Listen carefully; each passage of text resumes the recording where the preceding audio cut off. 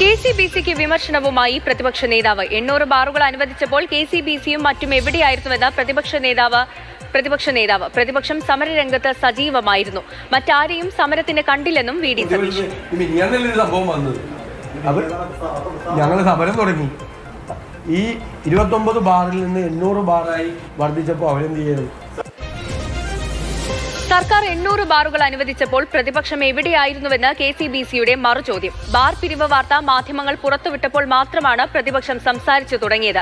ചെയ്യേണ്ട കാര്യങ്ങൾ ചെയ്യേണ്ട സമയത്ത് പ്രതിപക്ഷം ചെയ്തില്ലെന്ന് KCBC മദ്യവിരുദ്ധ സമിതി സംസ്ഥാന സെക്രട്ടറി പ്രസാദ് കുരുവിള ആരോപിച്ചു.